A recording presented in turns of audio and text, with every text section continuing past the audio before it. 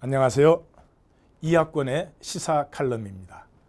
우리 역사와 삶의 상황과 정황들을 한 소박한 그리스도인의 눈으로 보는 칼럼입니다.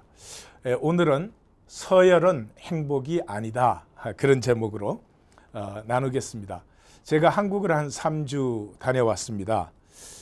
가서 들은 얘기 중에 조금 놀라운 얘기가 있었는데, 한국에서는 하입스, 하버드, 예일, 프린스턴, 스탠포드, 그래서 하입스라 그래서 그 우수한 학생들 사이에서는 하입스 외에는 다른 학교는 그 학교로 치지 않는다, 뭐 그런 얘기를 들었습니다. 그리고 그 이 학생들이 그 이 하버드, 예일, 프린스턴, 스탠포드 중에 하나를 들어가기 위해서 뭐 전 가문이 올인을 하는 것입니다. 엄청나게 돈을 들이고요. 물론 뭐 영어라든지 수학이라든지 뭐 이런 과목은 두말할 것도 없고, 그 스펙을 쌓는 과목, 음악, 예술, 미술, 뭐 특기, 이런 과외에도 엄청난 고액의 과외를 뭐 쏟아붓는 것입니다. 그래서 어떻게 이렇게 과열이 될 수 있는가 하고 물어봤더니, 그 학원을 운영하시는 분 중에 한 분이 이렇게 얘기하더라고요. 한국의 그 졸부들이 대부분은 부동산 졸부랍니다. 이 한국이 건전하게 이렇게 중소기업이 생산을 해가지고 그 떼돈을 벌 수 있는 그런 상황이 전혀 아니기 때문에, 엄청난 돈을 가지신 분들은 대부분이 그 강남이 개발될 때 뭐 등등등 부동산 값이 엄청나게 올라서 만들어진 그런 그 졸부들입니다. 그 졸부들이 지금 이제 연령이 굉장히 높죠.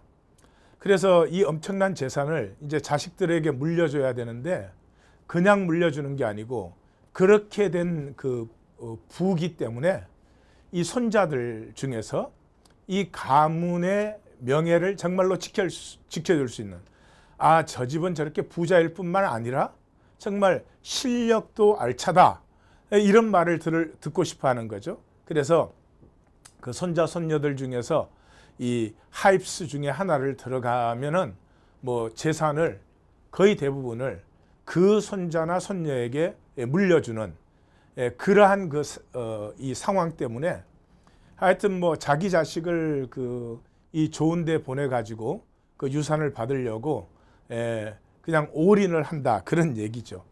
그래서 참 듣는 마음이 씁쓸함했죠. 또 동시에 그 성실한 나라의 앨리스라고 하는 독립 영화가 한 편이 나왔습니다. 이 사실은 학생이 졸업작품으로 만든 것이고 마케팅까지 다 해야 3억밖에 안 들인 그런 영화인데, 여기에 사람들의 관심이 몰리고 있고 많은 사람들이 이것을 화제에 올리고 있습니다. 그 이유는 이 불우한 주인공이 죽도록 애를 쓰고 노력을 하고 성실하게 살지만 결국은 자기의 그 불운한 처지를 벗어날 수가 없다 하는 그런, 사실은 굉장히 간단한 내용입니다. 취업을 위해서 학교를 다니고 자격증을 여러 개 땄고, 그렇지만 결국 자신에게 주어진 것은 뭐 인류 학벌 가지지 않고 배경을 가지지 않은 이 주인공에게 주어지는 것은 허름한 공장의 직장뿐이었습니다. 그런데 남편이 사고를 당하는 바람에 돈을 더 벌기 위해서 그 직장마저 버려두고 부잣집의 청소부라든지 뭐 식당 주방이라든지 길에서 명함을 돌리는 것, 뭐 별것을 다 합니다. 신문 배달까지 하고. 그렇지만 결국은 그 집을 산 그 대출금의 이자도 갚지 못해서 빚더미에서 허덕이다가 절망해가는 그러한 내용이 이 영화인데, 이 수많은 사람들의 관심을 끌고 대화의 대상이 되고 있습니다. 지금은 7포 시대라고 그러더라고요. 3포 시대는 연애와 결혼과 아이를 젊은이들이 포기한 시대인데, 5포 시대가 있었대요. 그 세 가지 외에 취업과 내 집 마련을 포기한. 근데 이제는 7포 시대가 돼서 그 위에 인간관계와 그리고 희망조차도 버린 7포 시대다. 또는 지금 그 젊은이들을 88만 원 세대다 그렇게도 부른답니다. 예, 초봉이 88만 원이어서 그렇게 부른다고 합니다. 자, 한국의 이러한 상황 속에 중요한 것이 숨어 있는데 그것은 서열이 생사 여부를 결정한다는 것입니다. 다시 말해서 winner takes all. 인류가 아니면 아무것도 아닌 것입니다. 그래서 대학도 스카이, 서울대, 연세대, 고려대, 스카이 아니면 지잡대, 지방의 잡대들 이렇게 부른다고 합니다. 이거는 참 말이 안 되는 얘기죠. 그런 사회에서 사람이 살 수 있을 수가 없죠. 이것은 한국만의 특징은 물론 아닙니다. 이것은 자본주의의 특징입니다. 자본주의는 winner takes all입니다. 예를 들면 식당이 있으면 어떤 식당이 다른 식당보다 10% 더 맛이 있습니다. 그러면 거기에 손님이 10%만 더 가는 게 아니고요. 손님 대부분이 그 식당으로 가는 것입니다. 그래서 2등이나 그 이하는 살아남을 수가 없는 이런 사회. 이 서열 사회라고 하지만 1, 2, 3, 4위를 따지는 것이 아니라 1등 or nothing 이런 사회를 서열 사회라고 부르는 것입니다. 이것은 사회 전반에 그렇습니다. 한국에서는 대기업이 무역, 뭐 휴대전화, 영화 만드는 것, 극장 상영하는 것, 마켓, 통신, 뭐 문화사업, 화장품, 심지어 커피집, 보험, 주유소, 편의점까지 싹 쓰는 것입니다. 그래서 중소기업들이 있지만 중소기업이 진정한 중소기업은 없습니다. 대기업에 붙지 않은 중소기업은 살아남을 수가 없는 이러한 형편입니다. 미국에서는 GDP의 50%가 적어도 100개 이상, 정확하게 말하면 113개의 기업에 의해서 이루어지고 있는데 한국은 GDP의 60%가 4대 재벌에 의해서 이루어지고 있습니다. 이러한 그 사회 그 상황 속에서 1등이 아니고 가장 우수한데 채택되지 않으면 나머지는 정말 기회가 상실되고 희망을 붙들기조차 어려운 이런 세상이 된 것이죠. 한국은 단기간에 자본주의를 발전시켜서 한국은 그것이 정세가 더 뚜렷하게 나타나는 것이죠. 사실은 그게 자본주의의 특징입니다. 경쟁이 나쁘다 그런 것은 아닙니다. 경쟁은 필수이죠. 그러나 경쟁은 삶의 작업과 어떤 그 동기부여를 위해서 있는 것이지 경쟁보다 중요한 것은 그 경쟁 속에 있는 사람인데 이 경쟁의 겉모습 때문에 사람 자체가 무시되어 버린 그런 사회에서는 정말 사람이 살아간다고 하는 것, 특별히 의미와 가치를 가꾼다는 것은 불가능해지는 것이죠. 그래서 지금 20대들은 이 한국을 헬조선, 지옥, 지옥 같은 곳이다. 이렇게 헬조선이라고 부르고 있습니다. 서열이 절대화해 있고 서열이 절대화되어 있다는 말은 서열의 유동성이 실제적으로 없는 것입니다. 이론적으로는 잘하면 돼, 경쟁하면 돼 그렇지만 그 경쟁률이 허용된 것은 억만분의 1이라 그럴까요? 이론적으로 분명히 있습니다. 그러나 실제적으로 대부분에게 불가능한 것입니다.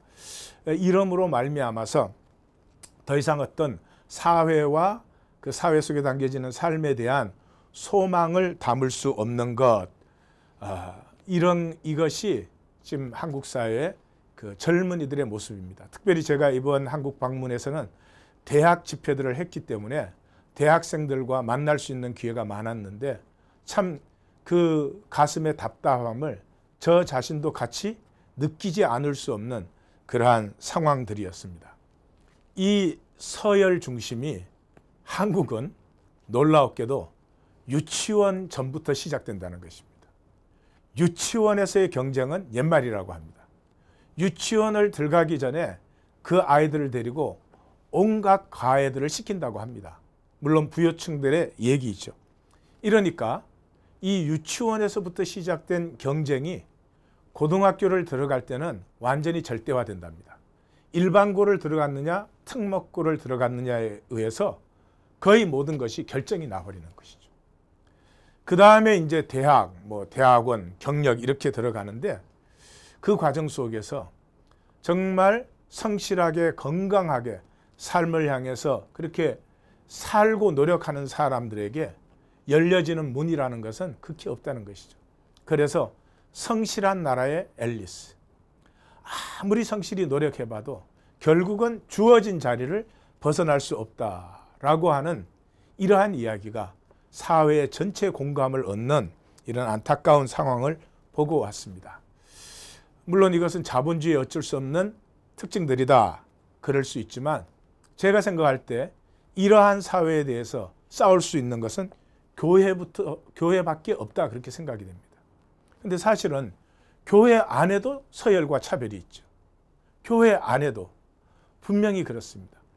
교회는 기능의 차이가 있고 서로의 그 행동에서 현상의 차이가 있지만 교회라고 하는 본질 속에는 그 사람의 모습이 어떠하든 기능이 어떠하든 그 사람의 현재 상태가 어떠하든 그 사람이 하나님의 형상으로 창조되었기 때문에 그 사람의 존재가 값어치를, 의미를, 그 존귀함을 인정받는 것이 교회이죠.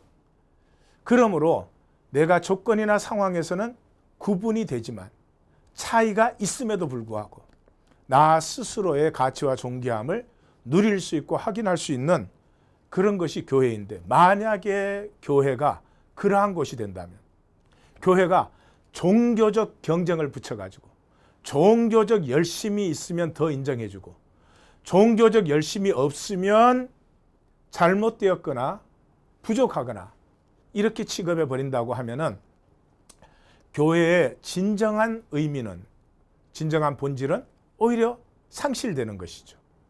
종교적인 모습은 아주 뚜렷하게 나타날지 모르지만 생명이라는 하나님의 형상, 하나님의 생명이 우리에게 있다는 이 본질은 상실되어 버리는 것이죠.